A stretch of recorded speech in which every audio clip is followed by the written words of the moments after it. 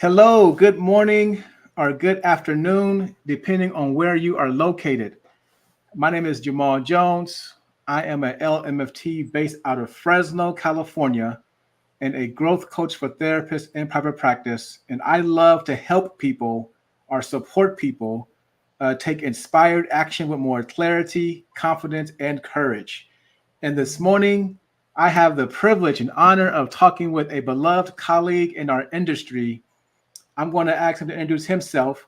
But before I do, I just want to say that on my journey in private practice, this is my fourth year in practice. And for those of you who are familiar with my story, I started out with a tech company that then I got on one insurance panel. But there was a pivotal moment in my life and practice where I decided to leave the comfort and security of depending on that insurance panel for marketing, sales, and clients. And in that critical moment, I discovered this Facebook group called Private Pay Practitioners. And that was right what I needed. I was looking for a community. I was looking for people who had a similar mindset. And what do you know? The gentleman behind that Facebook group, I'm now going to turn it over to our beloved colleague, Mr. DJ Burr. DJ, tell us about who you are, anything about your story, and your vision behind the Private Pay Practitioners Facebook group, and anything else you like. Hey, good morning, Jamal. Thanks for having me here. I appreciate it. I'm DJ Burr. I'm a licensed mental health counselor, also a licensed professional counselor, depending on where I see my clients. I'm licensed in multiple states. I'm the owner of Able Life Recovery, and in my practice, I primarily work with people who are suffering from process addictions like sex addiction, compulsive spending or debting, codependency, and I also work with folks on trauma. I'm an EMDR trained therapist, and I have been in private practice 14 years this month. Well, happy anniversary. Thank you. Yeah, this is great. So, DJ, 14 years, and you've niched down. When did you decide to niche down and focus on addictions and gambling and all those type of things? Yeah, when I came into private practice, like I just thought I was just going to see everybody, right? They didn't really give us like a lane to follow in school. And so that's what I did. I just opened up my shop as soon as I, got out of grad school, and then I started seeing everyone. But what started to come into my office were addictions, and primarily like process addictions, like codependency and primarily sex addiction. And so I really started to do this work when I got into recovery for my own addictions. And so, and once I started doing that, everyone just kept showing up. I kept telling my story of recovery, and they kept showing up even more. Wow, DJ, what you're describing is pretty amazing when you think about your personal growth, your personal healing, your personal development, in terms of you have your own struggles and history with addictions. And as you experience healing in that, it almost sounds like you began to either attract more of those people who needed to benefit from your story. What's it like being a mental health practitioner, doing your own work and getting healthy, and then all of a sudden folks start getting drawn to you for some reason like that? Yeah, it was scary at first. I started doing addiction work in my internship, right? In internship, they kind of put you wherever they need you.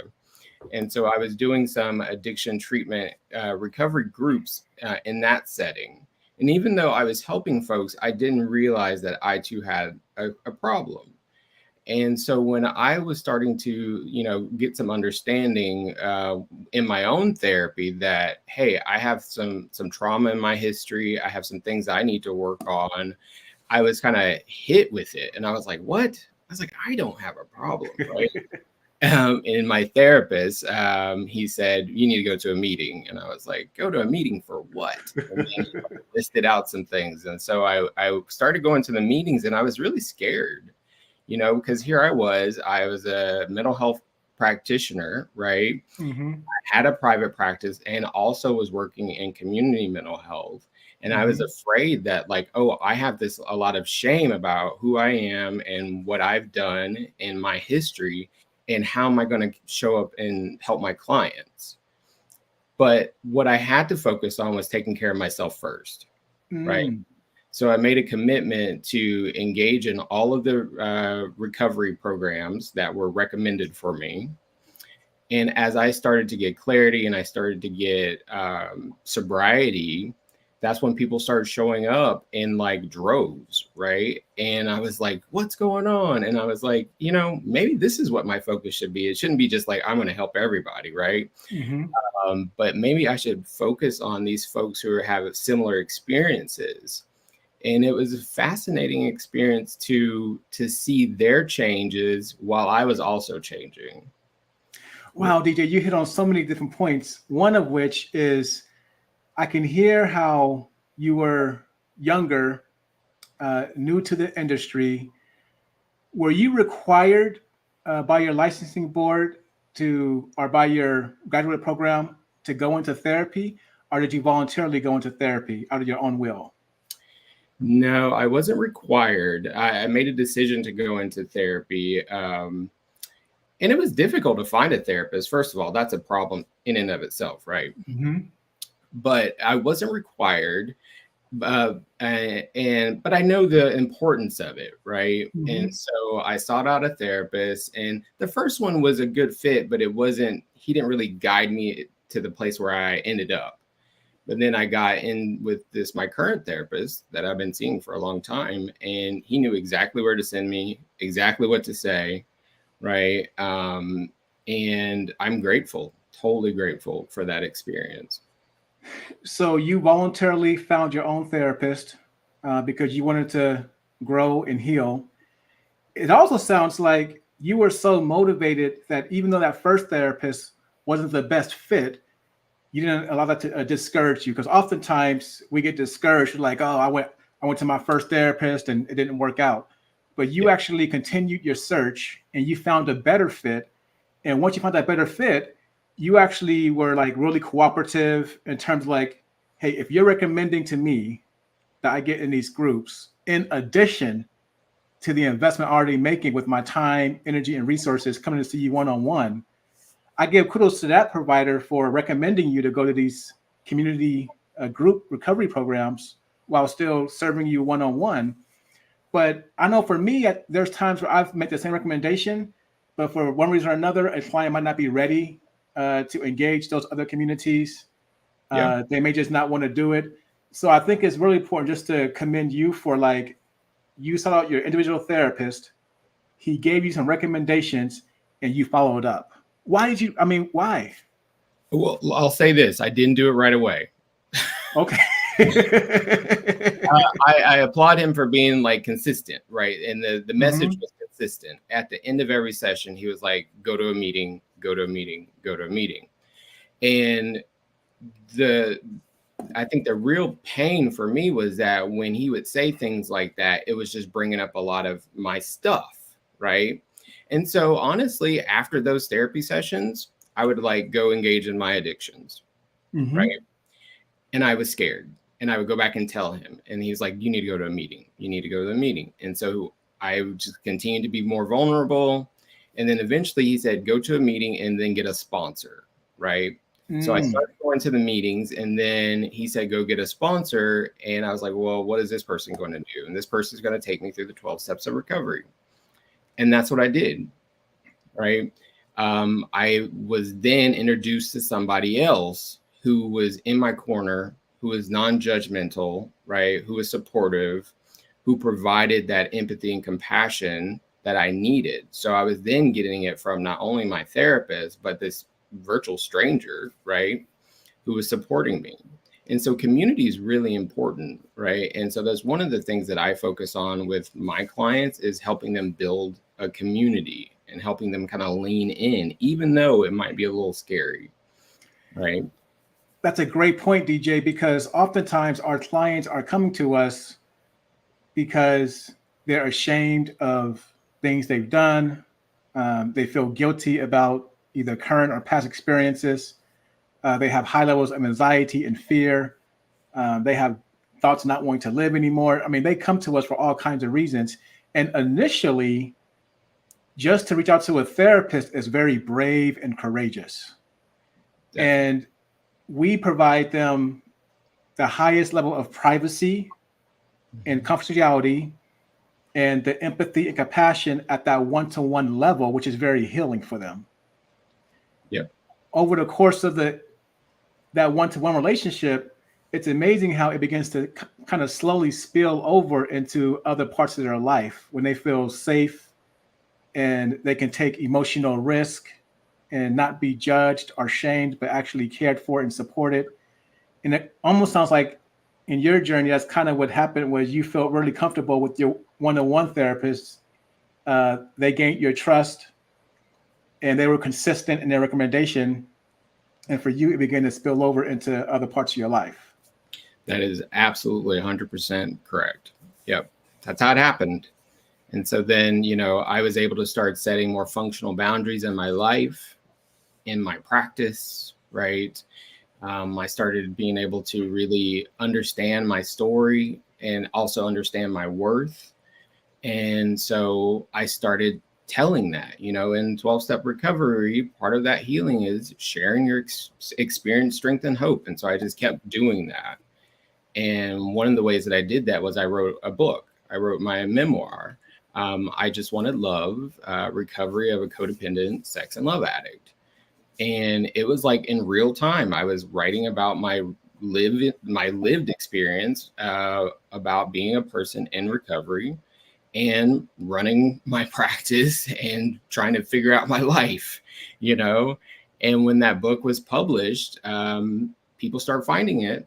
And, I'll never forget this, but I got a call from someone while they were at the bookstore and they had a copy and they were like, "Are you accepting new clients?" And I was like, "Yeah, it's pretty cool." So absolutely, so it was really fun that my story was reaching people. And then they were in turn coming to me for help. And as you began to share your story, did you notice that the more you shared your story in different settings and context, like the guilt and shame would just kind of die and go away? Yeah, absolutely. I mean, I can't and I never tell my clients that they're going to be 100% rid of shame. That has not been my experience. But if I was to look at it on a scale of 0 to 10, it's about a 0.5. Right? So sometimes that stuff comes up a little bit, right? But I have some tools to manage that, right? And one of the ways that I continue to manage that shame is to name it and to share about it. And that's one of the reasons why I'm here today. I love it. That's so important for the audience to know, whether they're therapy clients or practitioners, because as human beings, I myself have gone through a faith-based recovery program, and I am a huge fan of the 12 steps. Just like you, I like to implement them into my personal life as part of my own healing journey. But for those who seek out therapy, sometimes clients might think that just seeing a individual therapist is enough, or seeing an individual marriage counselor is enough. And unless they're coachable and open to that idea of, yes, there is so much value in that one-to-one help, but at some point as part of your plan of care, it's essential for you to open up to trusted family, friends, recovery-oriented environments, people that can provide you that same level of empathy and compassion that you now have experienced firsthand in that either individual counseling or marriage counseling context. Yeah, it's essential to have that support. And, some of my clients are very open to going and at least trying out 12-step. Some not so much. And I totally get it because I was there too. So one of the things that I did was I started implementing support groups in my practice. And so for the last, I think, 6 years, I have been running a men's group for men recovering from compulsive sexual behavior. And I've also had groups focused on codependency recovery. And so if they were already working with me individually, they felt safe coming into a group that I also was a part of, that I was facilitating. And that has helped them build a network of support. And then sometimes from there, they do go into more of that community-based 12-step program. And then they can also kind of bring family and friends into the mix, into their recovery, as they set more functional boundaries, learn to communicate more effectively, and so on. Right. So that was another layer of support that I thought was essential to help people in their healing process. Yes, yes. And something else that you hit on that I'd like to talk about briefly as well is this idea of being a licensed practitioner.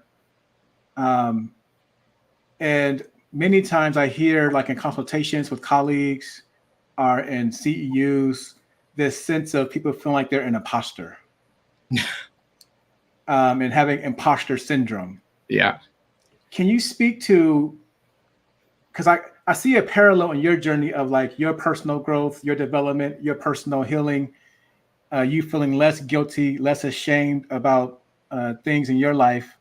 And at the same time, you're a licensed professional counselor and you're helping these clients with issues that you are in recovery for. Right. What would you say to those people out there who are licensed practitioners or even unlicensed, but they work in some kind of helping profession, either as a mental health practitioner, perhaps as a pastor or a substance abuse counselor, just all those folks who are called, who they feel called to help other people, but they have their own personal struggles and they really are believing right now that they are an imposter and they shouldn't be doing it. What would you tell those folks? Do your own work. You just have to do it, right? For me, it doesn't matter how long I've been recovering or how long I've been sober. I still have to keep doing the work, right? And so that's a recommendation that I would have is like, if you're going to help other people, also help yourself and make sure that you're helping yourself first, right? That's how I've learned. That's what works for me. You know, I still go to my therapy. I still go to my 12 steps. You know, I still have my programs of support, and it's just essential for my own well-being. And so I have to make sure I'm doing that so I can show up for like my family, my friends, and my clients and my colleagues. Right. And I'm glad that you're talking about the imposter syndrome. I'm not immune to that. Right. I mean, there was a time in the last year where I had to deal with some very, very traumatic experiences in my personal life that brought up like this imposter, right? Because I was like, oh, I can't deal with this stuff that's happening in my private life. And so therefore I can't help other people. Well, that's just not true, but that's an old tape that gets pushed and then trigger, right? And so I just kind of doubled down on the work that I need to do in my personal life, right? So I could continue to show up. And it was painful. It was absolutely painful. But I'm still here, right? And I'm still doing it, you know, even though it was definitely hard and managing not only a practice, but I have a family. And also I have the therapist groups. I have 2 of them on Facebook, right? So I'm the admin to those. So I have all these different places where I'm supposed to show up, right? And so I have to keep doing all the things that I need to do for me so I can do that. As you talk more and more, DJ, I can hear your commitment to your own self-care, your own growth, your own development. You also are a family man. You're an entrepreneur. It sounds like you have surrounded yourself with a ton of support. Yeah. And you have, in addition to that, you've built. Can you tell us a little bit of, because right now, if I understand, this private pay practitioners Facebook group, at one point it had a milestone of 9,000 therapists in this group. And this Yes. is a group that you monitor. I really enjoy the way you provide leadership in there. When ethical issues come up, you keep people on top of like what the group rules are. Yeah. I mean, you really protect that space. So this isn't like a Facebook group where it's like it's cared for, it's nurtured, it's you are providing solid leadership for it. You even have folks who kind of assist you. So Yeah. can you tell us why? I mean, why would you start this group, and why would you continue to dedicate the time and the energy and resources it takes to maintain it? Yeah, thanks for bringing this up. I mean, I started this group as a part of my recovery. Part of my story is that, I grew up in an environment where we did not get accurate information about finances, right? Was not taught how to manage money, was not taught anything about money except to spend it, right? And I grew up poor. We didn't have it to spend. And when we did, we were kind of left without. And so that mindset just continued on in my life. And so I was like always spending, trying to fill a void, right? And so I got into recovery for compulsive spending after several years of being in my other recovery program. And part of that program is, retiring debt and learning Mm-hmm. to have more appropriate relationship with money, with finances. And so when I started doing that program, I made the decision to leave the insurance panels, because what was happening was that as a therapist, I was on almost all of the insurance panels. And you probably have experience, right? They don't pay us enough to actually function, Mm-mm. right? And then they have the right to recoup funds up to Mm-hmm. like sometimes up to 2 to 3 years if they made a mistake, if the client made a mistake, if the computer made a mistake, whatever, right? And then all of a sudden, what? Where's all my money? Well, they just took it back, right? Mm. And then there were times when there was delays in payments. And so every time that was happening, all my other addiction stuff was being triggered. So I was like, Mm. I can't continue to do this. I'm not functioning at the level that I want to function. And every time I have to chase down my money, it feels like I'm chasing down my worth. And I stopped. I couldn't do it anymore. Right. And because I got in this money program, I had support to do that. And so when I made the decision to leave the insurance panels, I then made the decision that I needed a support to do it, right? Not Mm-hmm. just my 12-step program, but another community. So I sat down, started a group, private pay practitioners, and I said, maybe there's other people out there doing the same thing. And then here we are 7 years later, and we have like 9,400 and something members. And I manage the group. I'm an admin and I do have support. I'm very thankful for my support. But it also is like a community that needs, some hand holding at times, Yeah. right? There's Yeah. like 9,000 different people, 9,000, different experiences, personalities, histories, all the things, right? And so it does take some effort and care and kindness. And I try to bring that with every interaction. DJ, we don't want to skip over something you talked about, because when you talked about being on several insurance panels Yeah. and dealing with all the challenges of being an insurance-based practitioner, and there's this theme of, okay, now you begin to get a healthy relationship with money in your life and finances, and you begin to see a connection between your personal relationship with money and how it was showing up in your business. Yeah. And when you saw that connection between your relationship with money and how it's shown up in your business, it's like you hit a critical point where, correct me if I'm wrong here, but did you feel like operating that way was now like a threat to your ability to stay in private practice, to continue being a mental health practitioner? Yes, it was a threat to me staying in the business, and it was a threat to my sobriety. and I protect that with all of my being. So I had to bounce. I had to get out. Wow. Yeah. That is so powerful because you clarify your values. I Yeah. mean, you're the gatekeeper to your sobriety. You're the gatekeeper to your business. So you were obviously self-aware. Because the reason I want to slow down here is I got a feeling, because my story is similar to yours, um, where when we're undercharging our, we're on an insurance plan that's not reimbursing us at a high enough rate.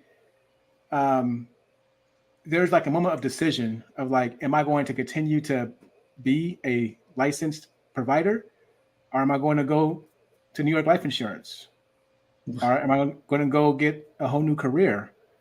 Oh yeah. Um, but you're an example of somebody who your career was threatened, your livelihood was threatened, um, and you decided to stay. And I just want to say, on behalf of your clients, on behalf of all of us who are part of the Private Pay Facebook community, on behalf of all those in your spheres of influence, I want to personally say thank you, DJ, for finding a way to stay in this industry and do the work on yourself, Mm-hmm. so that you continue that so that you've been able to continue to serve all those folks who are your assignment. Thank you. I appreciate that. I really do. Yeah. For me, it just felt necessary. It just felt necessary. And I understand that there are providers that make the decision to accept insurance. I mean, I have insurance and I use my insurance Mm-hmm. when I can, right? I totally get it. It's just that it continues to, I think, threaten the livelihood of folks in private pay, right? And they need to make some changes in the insurance industry. And I can't sit around and wait for them to do that, right? Because I have like mouths to feed and clients to serve. So Yeah. Yeah. I made the decision, right?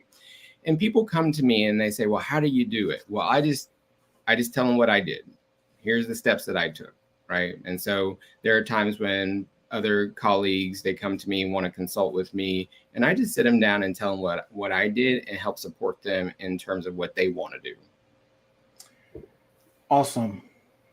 You also mentioned earlier the title of your book. I just wanted love. Yes. Please tell the listeners about anything about your book, where to find it. Um, Yeah. Yeah, for sure. Thanks. Yeah, I just wanted love.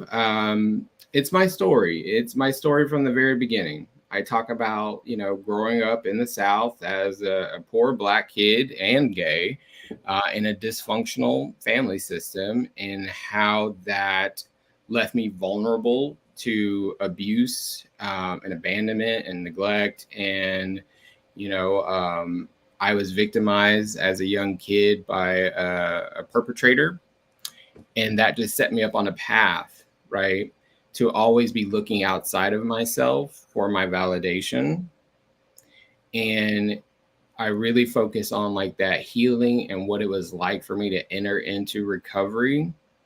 And, and that's how I continue to live my life, right?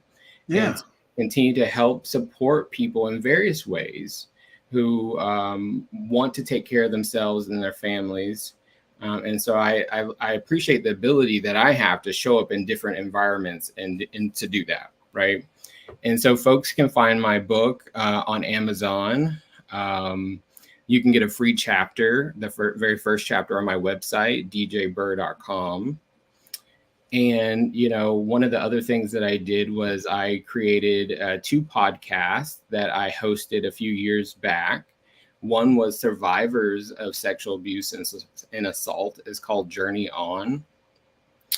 That's on all the podcast platforms. And I also have a podcast called Making an Addict, where I talk with other addicts in recovery, also colleagues who treat folks who are in addiction recovery, and family members and friends of people who are in recovery, just to talk about the stories, right? To talk about the experiences, talk about the hope, just getting the messages out there that it is possible to make change.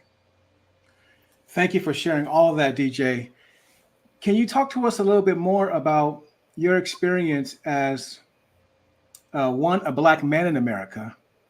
Anything you want to share with the audience about like how you navigate ethnically, what it means to you to be a Black man, and how you have built resilience, how you relate to people so that you can like be sane and able to show up for your life authentically.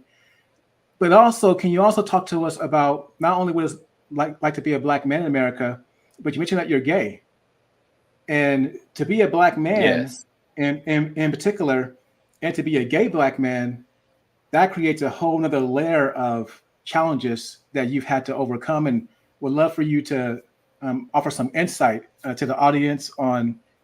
You never know who's listening. Yeah, I think it's an ongoing process for sure. Yes, I grew up as a gay Black man in the South. Grew up in Georgia, where it wasn't safe, one, to be Black, and it wasn't safe to be gay, right? Not in my experience of growing up.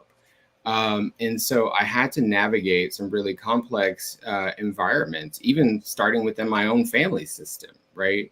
Um, it it never felt safe to be myself, right? And so I was off, and that just contributed to like this feeling that I needed to be looking outside of myself for that validation, because I wasn't actually taught that I was precious, that I was valuable, right? All on my own, right? And maybe that was because of generational trauma. That was probably because of racism. I mean, there's so many things that contributed to that. And so I've been navigating that, my whole life. And now I'm a 40-something-year-old guy who's navigating the world where, in fact, my rights and privileges are often threatened, as a member of the gay community. My life as a Black man walking the streets is sometimes very threatened, right? And so there are things that I still have to deal with. And, I hope that by talking about this and by being on platforms such as yours to kind of share my own personal experiences, that you're right, somebody will hear it and maybe change will occur, right? If you were like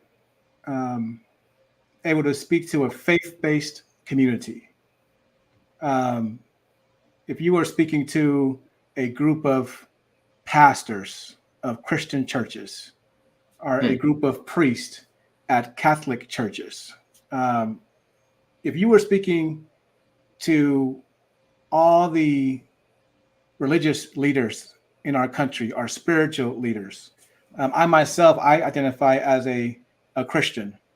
Mm-hmm. And this is an important issue within faith-based communities. How does a faith?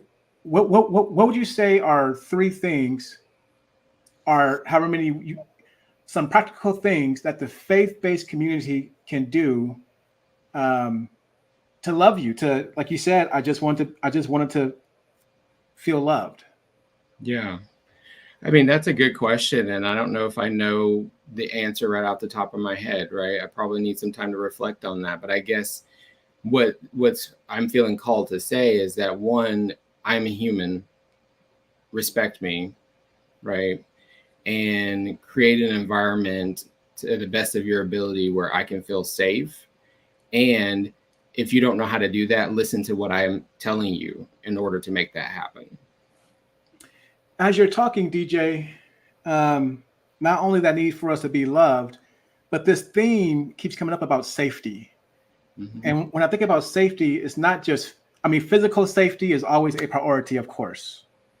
But particularly as professional counselors, we find ourselves trying to create psychological safety, where even if somebody might be in a situation where like they're confident that they're not going to be like assaulted or physically attacked by a person, can you talk about any experiences or give any insights about how to create psychological safety for people? Mm. I mean, we could be talking about this all day. Um, We're it's a, almost done. it's a process. It's a journey that I think we're all on, and to some extent. Um, I think one of the things that I do is that I've learned to do as part of my healing is learning to trust in a power that's greater than myself, and having a belief system that's rooted in a higher power that's not necessarily the Christian belief, or the Catholic belief or whatever, but it's my belief, right? It's creating a relationship with a power that I feel guided by, and that has helped me feel psychologically safe. And that's an ongoing process for me. And I think what's key about that is, again, you're a self-aware person. Hmm. Um, and you're kind of pointing to your higher power that you believe in, and how your belief in your own higher power creates your own safety Yeah, internally. yeah, So it's almost like you have this internal safety, internal confidence that allows you to show up in the world the way that you want, as opposed to depending on or waiting for external factors to make you feel a certain way. Would that be correct? that is correct. That is correct. And sometimes people don't have a similar experience that I have, right? And so one of the things that I try to encourage people to do is to pay attention to their bodies and their reactions to environments, to the stimuli that's out in the world. And if they don't feel safe, don't do it, right? I know that's not always easy to do, but I say listen to that. Pay attention to what's happening in your body. Like there's information there, right? And I Mm-hmm. think that's why it's always important to try to have people that you can bounce ideas off of, people you can check things in with, like a therapist, like a sponsor, like a coach, right? Or maybe even a priest or a pastor, right? That you can check things out with, where you feel safe to say, like, when I enter this space, this is how I feel about that. And this is what I'm thinking about that. What are your thoughts, right? Just to try to get that insight that's needed to make more informed decisions. And so that's one of the reasons why therapy is great. And that's why I continue to show up for it as a therapist. And I continue to go to therapy as a client. Thank you, DJ. Definitely want to respect your time. As we move toward wrapping things up, can you update the listeners on, like, where are you located? Are you taking openings in your practice, either for individual or group? Remind us about your book. Do you have any new offers? How can people follow with you if they want to do business with you or be served by you in any way? Yeah, the easiest way to kind of find out what's going on with me is my website, djburr.com. I do share some things on social media, Instagram, the DJ Burr. My book is I Just Wanted Love, Recovery of a Codependent Sex and Love Addict, available on Amazon via paperback or Audible. You can also find it on iTunes. My podcast, Making an Addict, and also Journey On, is available wherever podcasts are streamed. I have limited openings in my practice for individual clients. I am taking on like a wait list for group clients. And so information can be found on my website. And I do work with therapists in private practice who are considering making changes to their practice and going into a private pay, where maybe they're not on all the insurance panels, or they're making the leap off of the insurance panels. And I can be reached on my website for information about that as well. DJ, you are a gift to this world. Thank you so much for. I reached out to you and you said yes, and that means so much. It's nice to meet you this way. I Yeah, hope to one day be able to give you a high five or a hug or a handshake or something in person. Um, absolutely. Yeah. I, really, I really want to appreciate it, and thank you for inviting me to this space to have this conversation. I think it's an important conversation to have, and I look forward to seeing all the other folks that you have on your show. Thank you, DJ. Well, to all those listening, thank you for gracing DJ and I with your ears and your attention. We wish you all the best, whether you're watching this live or watching the recording. Be encouraged. Yes.